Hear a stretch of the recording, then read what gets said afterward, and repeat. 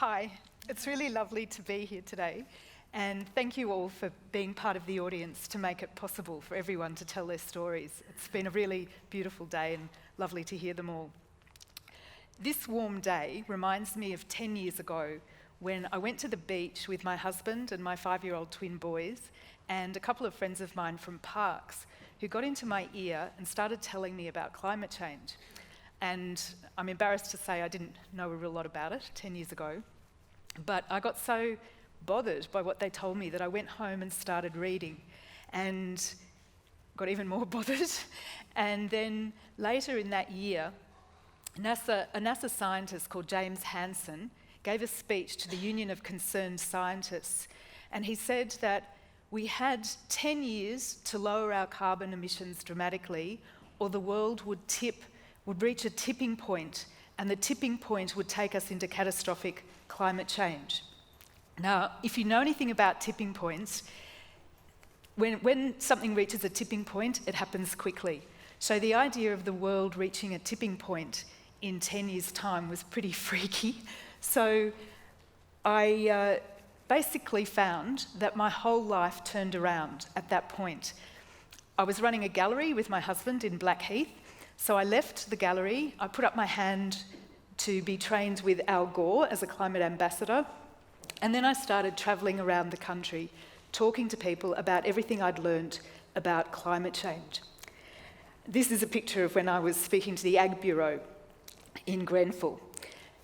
As well as giving the talks, I also knew that I had to do as much as I could myself, because if it was so urgent, it required every possible action. So I did a whole range of things. I helped people in our local community start a community market with a local produce co-op, and this is a beautiful big pumpkin from Bathurst that the children were really excited about getting a piece of. I also distributed energy efficient light bulbs, and I started a hazelnut tree bulk buy and a solar panel bulk buy for the community.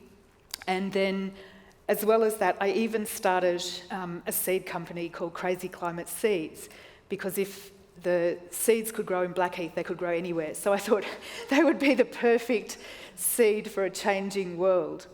But the thing that bothered me was that people still didn't really get it. And most people hadn't studied ecology or didn't know much about it. I hadn't either.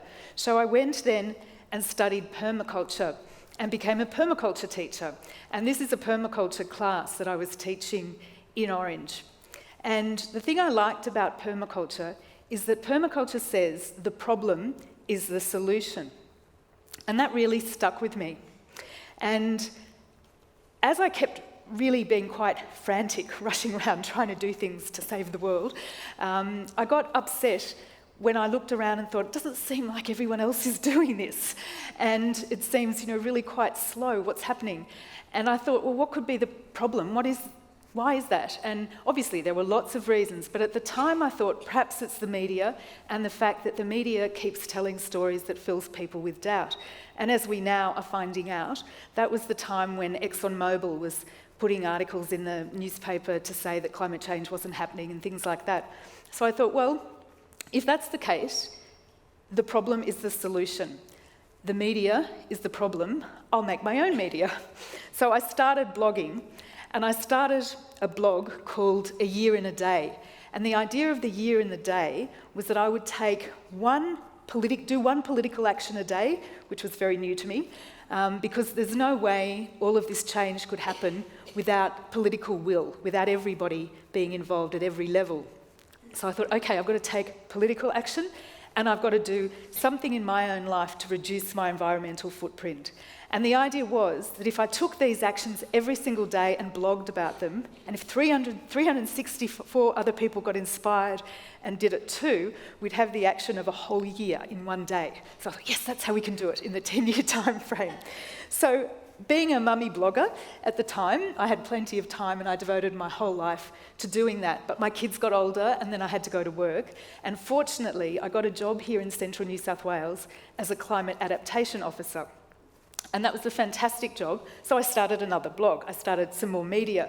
And this time I was looking at all the things that people in central New South Wales were doing, not what they weren't doing.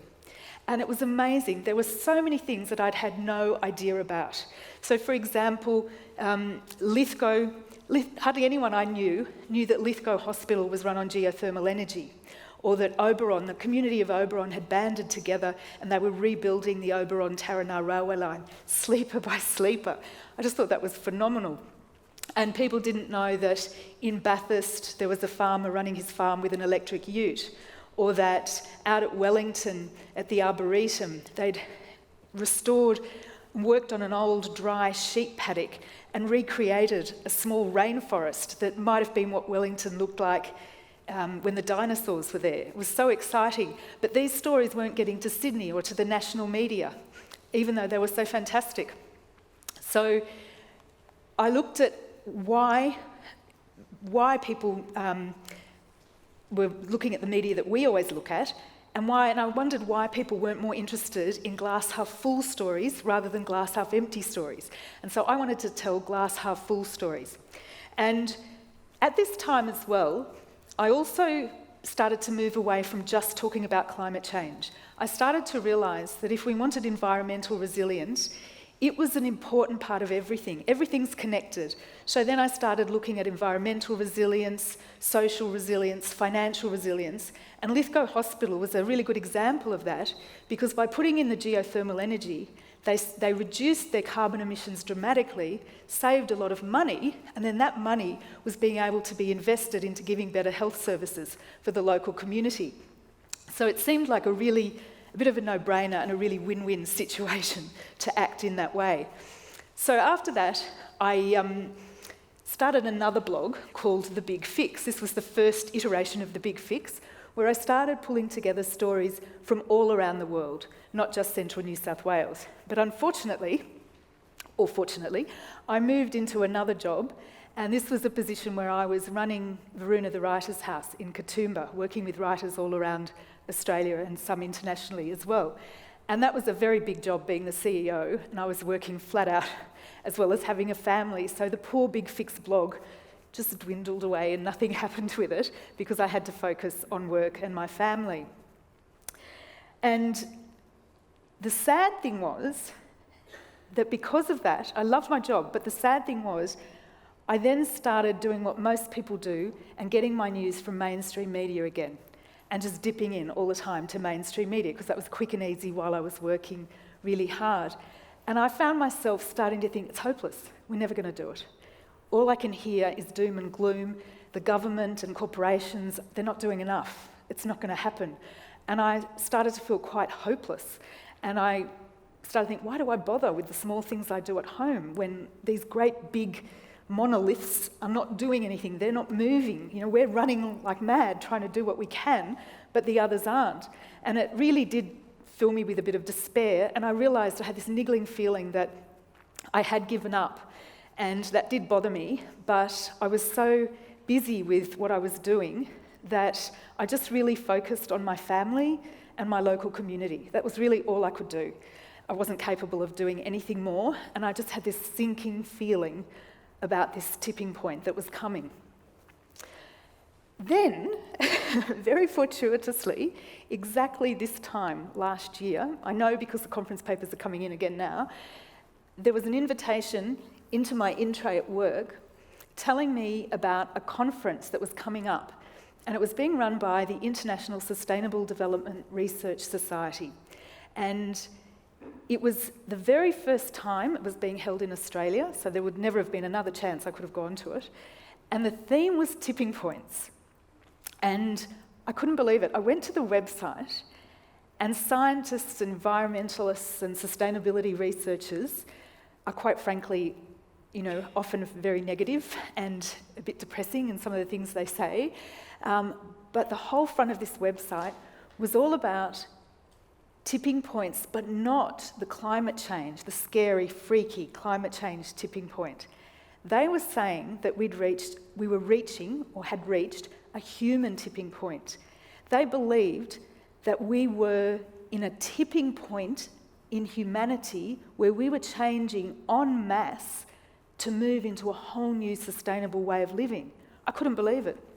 I was so excited, and I thought, can this be true? I don't hear this in the media. So the only way I could get to the conference was to write a conference paper, because anyone who's been to conferences knows they're really expensive. And I'd never written a conference paper. So I locked myself away and went through all the anxieties of, I don't know how to do this, and worked frantically trying to learn how to do a conference paper, and then also what was I actually going to write about, as well as how do you do it. And I had to think, what will I write about in this conference paper? And so I thought, okay, I'll look back at my last 9 years. What was I doing? Why did I give up? Why did I stop? How did media influence me? The thing about media is that I was finding it very depressing. Lots of people I knew were finding it very depressing. And people were talking about it being compromised and divisive and polarising, and that it was a stumbling block to action. So why?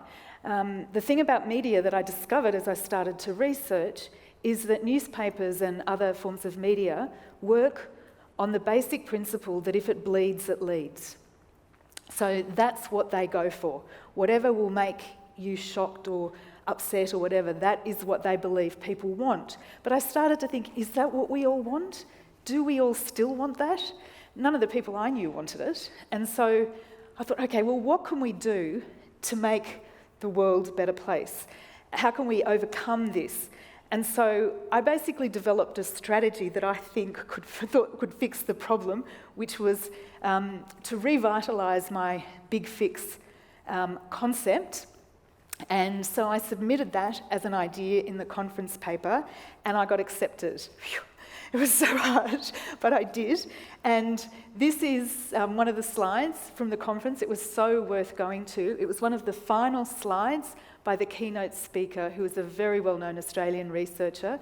And I love this image because it's about standing on a peak, and we hear about peak oil, peak water, peak everything. And then the idea is that, once the peak is there, there's going to be a big crash after the peak. But the way the conference presented it was that we were really set to start working on a graceful descent from the peak, that we could actually do things, that things already were happening, that were changing this world. And yes, it's a peak. And when you think of tipping points, that's going to be sudden. And that whole change has to be sudden. So these researchers, however, said, but we can now see over the mountain and the hope. So I went to the conference, and then very fortuitously, where I work, introduced me to a PhD program, and I got accepted to do a PhD program on my conference paper, which also blew me away, so that's another big learning curve now. But when I went to the conference, I actually built an initial website of what I thought the big fix could be from a news perspective. But the big fix is more than just news. The big fix is a movement to grow a grassroots up news site that's set to empower people. Instead of making people feel depressed or anxious or angry, the idea is to empower people so that they feel able to make change and be part of the change. And the way to do that I thought through, or that I'm working on, is that you would empower people by presenting the problems of the world in a framework that also provides the solutions, or provides solutions.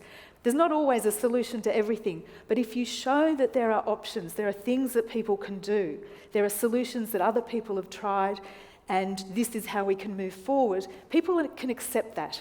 They can accept the problems if they get it in that sort of context. And so that's what the big fix is about from the news perspective. It's also about telling the stories of the millions and millions of people out there all around the world in every sector who are working so hard to make the world a better place. Not just in climate change or environmental things, but in health, in education, in finding, housing for the homeless, in trying to get to peace. There are so many areas that millions of people are doing wonderful things, and I think that's why we all stick to our communities, because that's where we can see the people doing good things. That's not reflected in the media, it's reflected in our communities. But what if we put these communities up and we started to grow our own media that came from these millions of people and these millions of groups and these local councils and these local businesses, and it wasn't owned by anyone. No one was making a profit out of it. We were growing it and we were building it. And then the other part of the movement of the Big Fix is to grow a culture of fixing. I grew up when my grandparents and my mother were part of a culture of fixing. Things broke, you fixed them. You bought things that hopefully wouldn't break. We didn't want, you were taught not to buy anything that looked as if it wouldn't last. Whereas suddenly we have a culture that's exactly the opposite of that. But what I see emerging around the world is repair cafes and fixing groups and sharing groups, and people all wanting to return to a culture of fixing. It's a can-do culture. If we have problems like broken systems or broken appliances, if we can fix them, that will take the world to a better place. So on the Big Fix, you can look for stories about what people are doing around the world. So for example, you wanted to know, how do we stop plastic waste in the world? There are all sorts of stories about how Miami Beach has banned plastic straws, or how the UK is now charging 5 cents for every plastic bag, or how national parks in the US, 19 national parks have now banned bottled plastic water. Or on an even bigger scale, I don't know how many people know that Rwanda, that the whole country of Rwanda has completely banned plastic bags. So there's some amazing stories about all these things. And even in Manly, the council had a problem of too many plastic bottles, so they installed these beautiful chilled, filtered water bubblers where you can go and fill your bottle with water so that you don't have to buy plastic bottled water anymore. So if you go to the Big Fix, there's also a Facebook page down the side, and that's where I've been collecting all these stories. So in the last 4.5 months since the conference, I've been posting about 12 stories a day from all around the world on what people are doing to tackle the challenges that we're facing. And it's been really wonderful. I've gotten to about 2,000 stories now, which is quite a lot. I've done it every single day. But what's been gratifying is how many people are coming on and liking and sharing and commenting and being part of the Big Fix, and then tagging me to say, Liz, have you heard this story? Or have you heard this story? It's us making the news. And I've been encouraging people to occupy Facebook, because if we start to occupy Facebook, we'll occupy the news.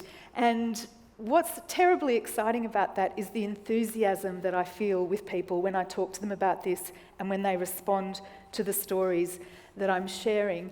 And it's something that all of you can be part of. You can all like, you can all share, you can all send me stories about things that you've heard that are working and that are really, part of making the world a better place.